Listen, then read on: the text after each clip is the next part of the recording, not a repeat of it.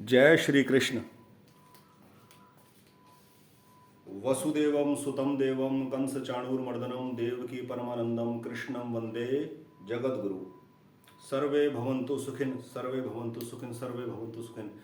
दोस्तों, सबका जीवन मंगल में, सुख में, शांति में हो, यह परमपिता परमेश्वर से प्रार्थना है। आज की वीडियो में मैं बात करूंगा दैवी संपदा और आसुरी संपदा के बारे में। अपने लाइफ एक्सपीरियंसेस में मैंने बहुत उतार चढ़ाव देखे और जो निष्कर्ष मैंने पाया उन एक्सपीरियंसेस को मैं अपने वीडियो के माध्यम से डिलीवर करने की कोशिश करता हूं कि किसी को अपने जीवन में अपनी मुसीबतों से बाहर निकलने में मदद मिल जाए। ये मेरा उद्देश्य है और उसके लिए मैंने अपनी एक सर्विस भी रखी हुई है हॉरोस्कोप रीडिंग की, कि यदि कोई आदमी अपने ग्रहों की दशा के हिसाब से परेशान है, उसके बारे में जानकारी चाहता है, तो मैंने एक नॉमिनल पेड सर्विसेज रखी है। उसके ऊपर वो अपने हॉरोस्कोप का एनालिसिस करवा सकता है, जिसमें मैं उसके हर प्रश्न को उत्तर देता हूँ ताकि वो सेटिस्फाइड हो जाए और उसका भटकना बंद हो जाए। देखिए, आज आसुरी संपदा के बारे में मैं बात कर रहा हूँ, जिस टॉपिक के बारे में, इसका वर्णन है श्रीमद् भगवद गीता के 16वें अध्याय में। तो मैं सबसे पहले तो आप सबसे यही रिक्वेस्ट करूंगा, आप सबको एडवाइस करूंगा कि श्रीमद् भगवद गीता का 16वां अध्याय जरूर पढ़ें, ये देवी संपदा और आसुरी संपदा को समझने के बारे में। क्या है, मैं जो देखता हूं समाज में, एस्ट्रोलॉजी का 0.1% भी लोग फायदा नहीं उठा पाते, क्योंकि उसका इतना पाखंड, इतने गलत तरीके से प्रचार होता है, इतने गलत तरीके से उपाय वगैरह बताए जाते हैं। ये एस्ट्रोलॉजी होती है? ये एस्ट्रोलॉजी बिल्कुल भी नहीं होती। एस्ट्रोलॉजी होती है जन्म समय पे नक्षत्रों में ग्रहों का जो ट्रांजिट होता है, उसके हिसाब से जो चार्ट बनता है, उसके हिसाब से एक ऑब्जर्वेशन लेना आदमी के जीवन में किस प्रकार के सर्कमस्टेंसेस होंगे, क्या उसका नेचर होगा। अपने नेचर और अपनी हैबिट्स के हिसाब से फिर वो उन सर्कमस्टेंसेस के साथ डील करेगा और उससे फिर सुख और दुख पूर्व जन्मों के कर्मों के हिसाब से घटित होते रहेंगे। ये चलेगा, ये बैलेंस देखना पड़ता है। तो ज्योतिष का इस्तेमाल लोग 0.1% भी नहीं करते, बस अपनी एक बनाई हुई पिक्चर, एक अपना बनाया हुआ एक पैरामीटर्स के हिसाब से आदमी डील करता है जीवन के साथ। आज का जो टॉपिक है वीडियो का, वो है आसुरी संपदा किस प्रकार जीवन को इफेक्ट करती है। देखिए, जिन समस्याओं का समाधान घर में बैठकर आपस में बातचीत कर कर निकाला जा सकता है, जीवन की जिन भी मुसीबतों को आपसी सहयोग के साथ निपटा जा सकता है, उनको एक बड़ा रूप देकर, अपने अहंकार, अपने अभिमान के वशीभूत होकर, उनको समस्या को एक बड़ा रूप देकर आपसी लोगों के साथ मतभेद पैदा कर कर दूर होना और उनका हल लोग ज्योतिष के माध्यम से ढूंढते हैं, ग्रहों को उसका जिम्मेवार ठहराते हैं, परंतु ऐसा होता नहीं है। जीवन में हो रहे उथल पुथल का, हो रहे नुकसान का, हो रहे दुखों का जो कारण है, वो ग्रह नहीं है, वो है आसुरी संपदा, वो है आसुरी प्रवृत्ति। श्रीमद् भगवद गीता में ये समझाया 16वें अध्याय के अंदर, बहुत ही अच्छा इलैबोरेट करके भगवान ने।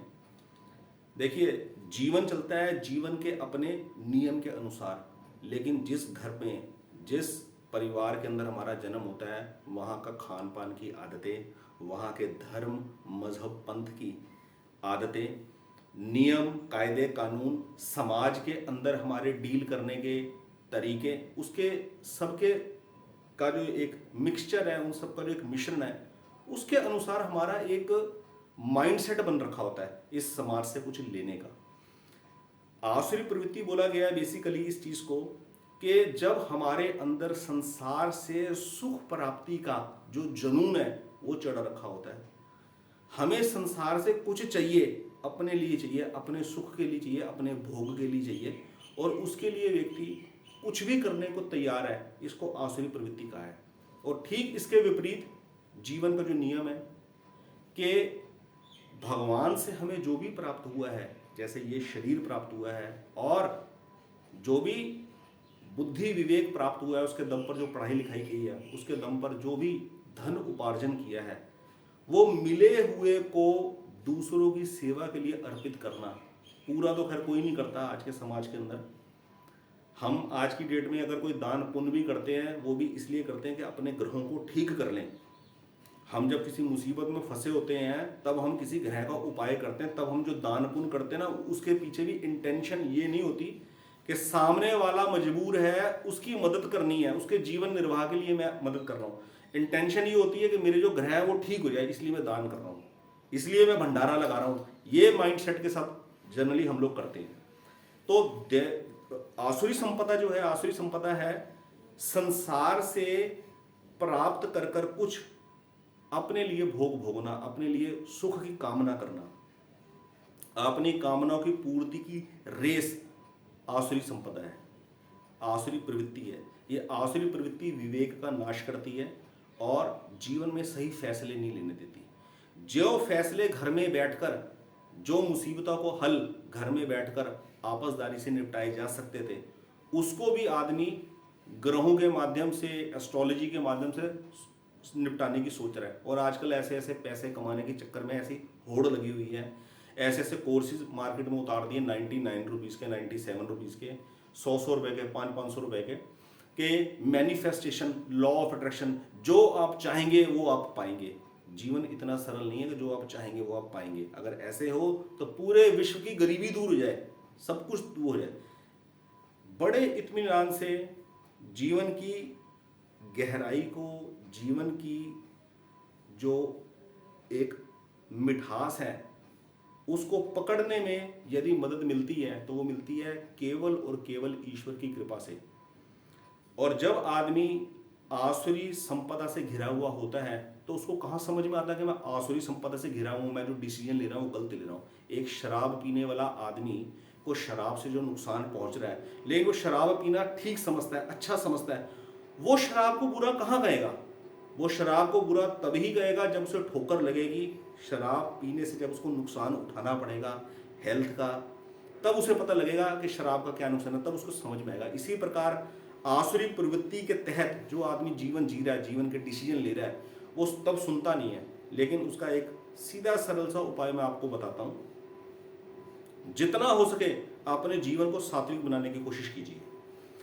प्योर वेजिटेरियन बनिए, सुबह शाम पूजा अर्चना करने की आदत डालिए, ठीक है। जितना हो सके असहाय व्यक्तियों की मदद कीजिए, पशु पक्षियों की मदद कीजिए। जैसे अभी इतनी ग्रीष्म ऋतु चल रही है, ठंडे पानी की सेवा, किसी भी प्रकार की असहाय व्यक्तियों को हेल्प कीजिए।